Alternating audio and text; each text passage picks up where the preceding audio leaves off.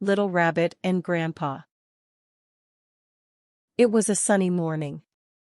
In front of the thatched cottage, the vegetable garden was filled with lush green plants mixed with large patches of bright red carrots gently swaying in the breeze. Grandpa smiled happily, sitting in a rocking chair on the porch, appreciating the fruits of his hard work. Wow, these carrots grew so well. They must be fresh and sweet. I'll pick some later to cook a pot of hot carrot soup for my wife. That will definitely make her happy. Grandpa felt warm inside, thinking about choosing the biggest, reddest carrots to bring home. Just then, Grandpa keenly caught a rustling sound coming from the other end of the vegetable garden. A dusty little figure quickly scurried out and dashed toward the plumpest carrot. Hey! You little thief, stealing my carrots again! Grandpa frowned and yelled loudly. The little rabbit was startled by Grandpa's shout. Its long ears stood straight up. It looked back nervously and saw it was just kind Grandpa. The rabbit dropped the unfinished carrot and hopped quickly back into the forest. This was not the first time. The naughty little rabbit often sneaked into the vegetable garden to steal the carrots Grandpa had worked hard to grow. Although Grandpa would roar to scare it away each time, he never truly punished it due to its young age. This little guy really eats like a mess. Grandpa sighed at the teeth marks left on the carrots. In the forest, the little rabbit hopped into a bush and sat on the soft grass, still relishing the sweet carrot taste. That old man looks so fierce when he yells. Good thing he wasn't really angry, or he would have stewed me into rabbit soup. The little rabbit shivered, still shaking off the lingering fear. But his carrots are so extremely delicious. So fragrant, so sweet. I just can't help but want to sneak in and eat them every day. The little rabbit licked its lips, savoring the lingering carrot sweetness.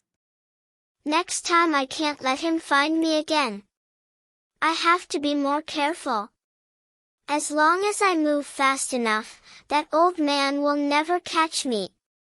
Thinking so, the little rabbit cockily twitched its ears and bounced up to find something else to fill its belly. The next morning, sunshine streamed into the forest.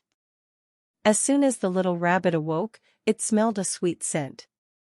Its sensitive nose immediately perked up, and it spotted the ripe big carrot in the nearby garden. Wow! Such a huge carrot, it must be so tasty.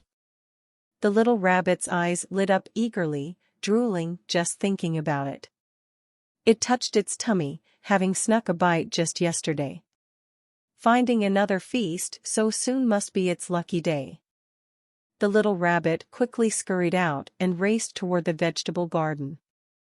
It nimbly avoided other vegetables and went straight for the big carrot. Just as it reached out its paws to start eating, it suddenly remembered Grandpa's words. This is for my wife. The little rabbit's excitement deflated. Its ears drooped down gloomily. It knew this carrot was Grandma's favorite food, and Grandpa must have wanted to pick fresh ones to cook her soup. Gee, I shouldn't be so greedy and unreasonable. The little rabbit scratched its head and reluctantly glanced at the tasty big carrot. It turned and hopped out of the garden.